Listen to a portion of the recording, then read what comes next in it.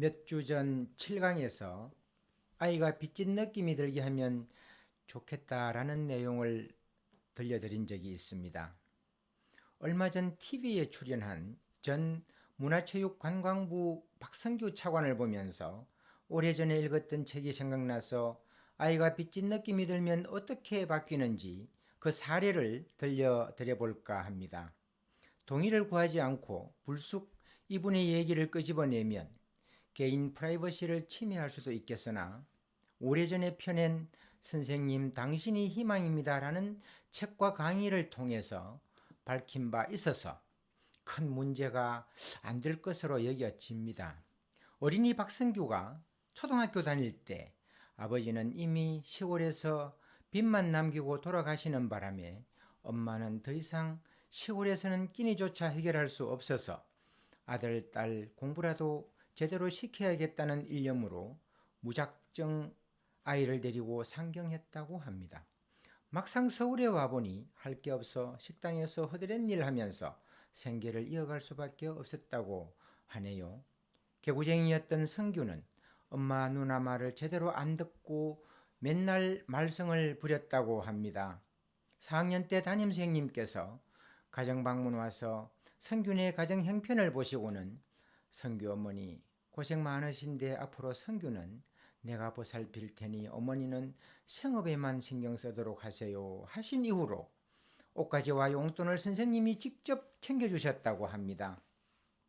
이미 성규 어린이는 선생님에 대한 마음의 빚이 하나 생겼습니다. 그러던 어느 날 새벽 오줌이 마려워 깨어보니 식당이라고 늦게 오신 엄마께서 정화수 떠놓으시고는 아들, 딸 찰잘하게 해달라고 새벽 기도를 하고 계셨습니다. 엄마의 그 간절한 모습을 본 성규는 눈물이 하염없이 떨어지면서 다시는 엄마 속을 썩이지 않겠다고 다짐하였다네요. 그 뒤로 박성규 어린이가 얼마나 엄마와 누나가 자랑스럽게 생각하는 훌륭한 사람으로 성장하였나 하는 것은 지금 그분을 보면 충분히 알 수 있을 것입니다. 어느 중학생 사례입니다. 이 학생은 학교만 가면 사고치고 선생님 말씀을 저버리기로 유명해서 담임선생님께서 한 달이 멀다 하고 아이 때문에 상담 요청을 해야 했습니다. 부모는 고민에 고민을 거듭하다가 도대체 내 아이가 왜 이럴까 하고 절망감에 빠져 찾아간 곳이 신경정신과 병원이었다고 합니다. 그동안 가정과 학교에서 일어난 일들을 설명하고 전문의로부터 아이에 대한 치료 지원과 처방약에 대해 들을 때까지 학생은 도대체 자기가 왜 이 병원에 와서 이런 얘기를 듣고 있는지조차 모르고 앉아 있었습니다. 그런데 귀 기울여 듣는 순간 의사 선생님 말씀이 아이의 정신 상태가 여차여차하여 심각한 상태이니 장기간 약을 복용해야 한다는 것이었습니다. 그 말을 들은 아이의 엄마는 내가 아이한테 뭘 잘못해서 이 지경으로 만들었나 싶어 슬픔과 죄책감에 빠져 닭똥 같은 눈물이 절로 뚝뚝 떨어지는 것을 참을 수가 없었습니다. 불만스러운 모습으로 앉아있던 아들이 엄마의 표정과 눈물을 보는 순간 정신이 번쩍 들었나 봅니다. 눈시울이 빨개진 아들이 벌떡 일어서더니 엄마 어서 일어나요. 집으로 가요.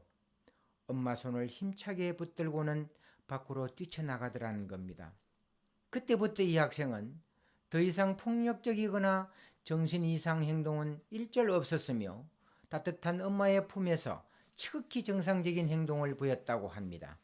이런 경우 전문의가 처방한 의학적 진단보다 더 정확하고 소중한 것이 엄마의 정성과 얼굴입니다.